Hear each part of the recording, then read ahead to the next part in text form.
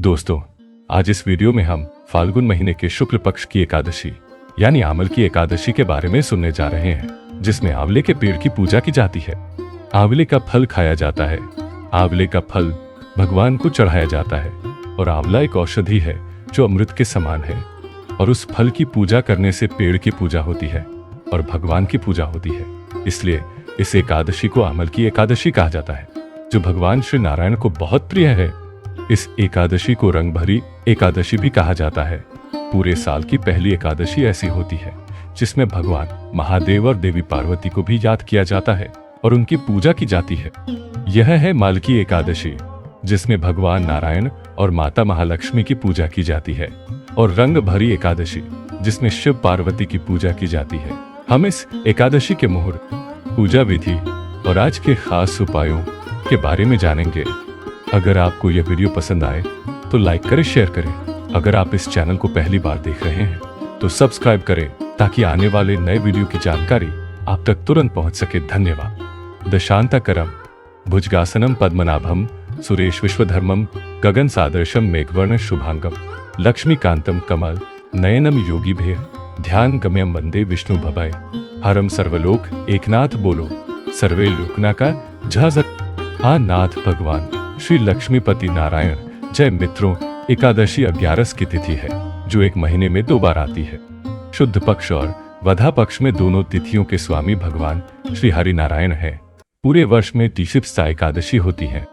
जब पुरुषोत्तम मास आता है तो 2 एकादशी होती है, जिससे कुल 30 एकादशी होती है। इन 30 एकादशियों का व्रत भगवान श्री हरि को समर्पित करना चाहिए। जो भक्त एकादशी का व्रत नहीं कर सकते, उन्हें यदि वर्ष में केवल 2 एकादशी ही रखनी हो, एक देवसैनी एकादशी और देवउठनी एकादशी, तो भी सभी एकादशियों का फल मिलता है। एकादशी को भक्ति और मोक्ष दिलाने वाला व्रत कहा गया है। आज भगवान श्री हरि नारायण की पूजा, व्रत, उपवास और भगवान के मंत्र का जाप करने से भक्ति, वैराग्य और मोक्ष की ओर एकादशी का रुख होता है।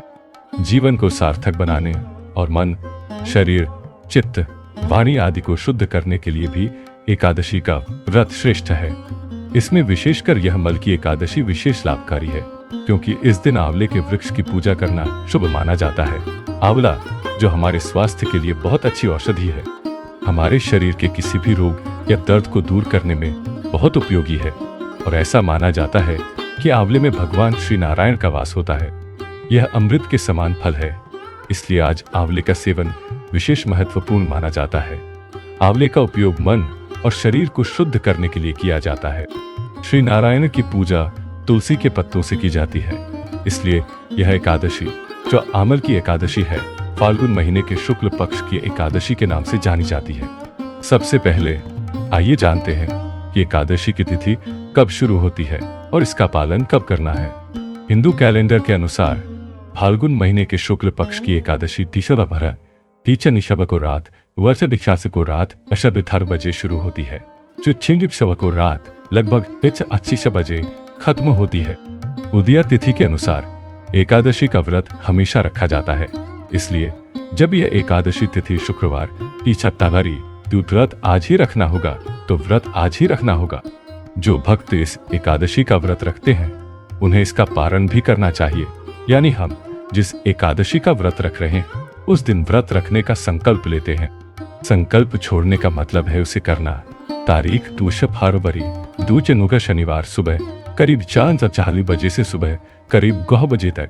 इस एकादशी में शुभ योग भी हैं। सर्वार्थ सिद्धि योग, रवि योग, आयुष्मान योग और सौभाग्य योग, 4 योगों से युक्त यह एकादशी शुभ हो। आज पूजा, प्रार्थना, दान से बहुत फल मिलेगा। आंवले की एकादशी के दिन जो लोग यह करना चाहते हैं, उन्हें सुबह जल्दी उठकर नदी में स्नान करना चाहिए, साफ कपड़े पहनने चाहिए और संकल्प करना चाहिए कि हे भगवान, मैं आज एकादशी का व्रत कर रहा हूँ और कल जब द्वादशी तिथि होगी तो मैं इस एकादशी को पूरा करूंगा।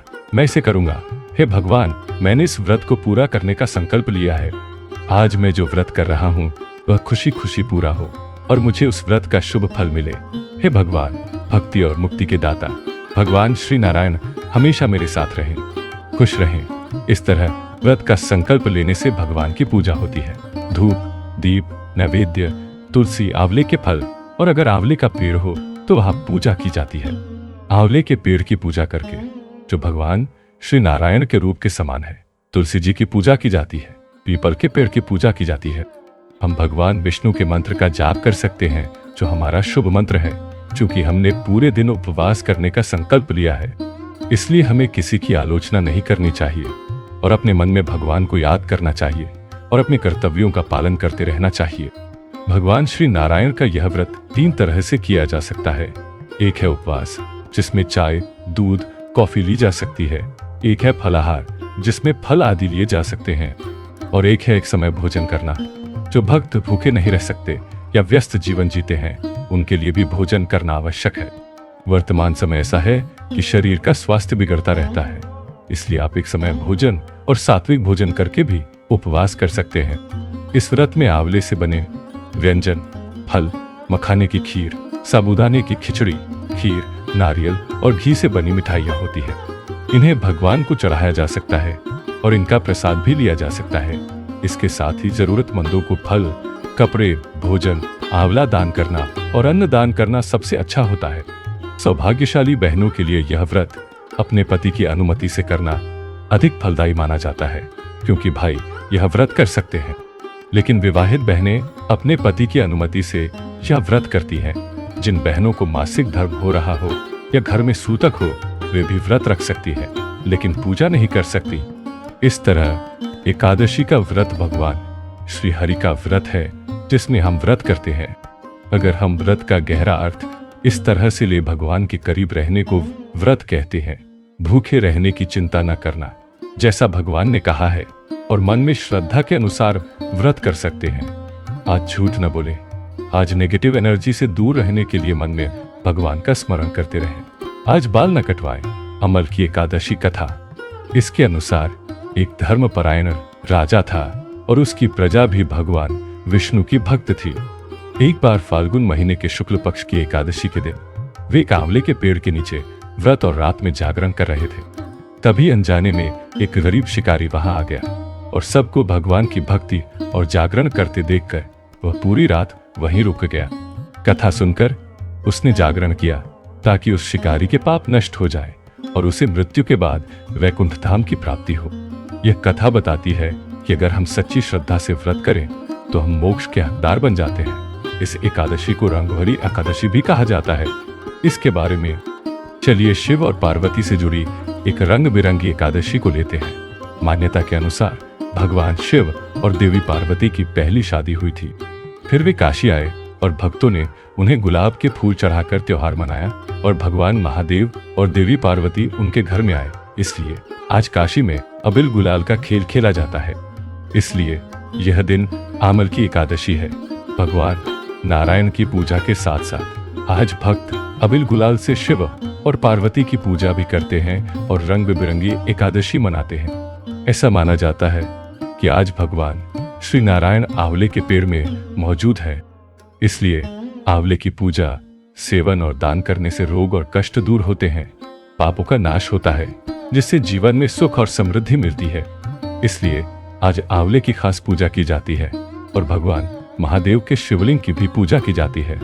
अगर हमने घर पर छोटा शिवलिंग रखा है तो वहां भी भगवान महादेव को अबिल गुलाल चढ़ाया जाता है और शिव मंदिर जाकर भी पूजा की जा सकती है।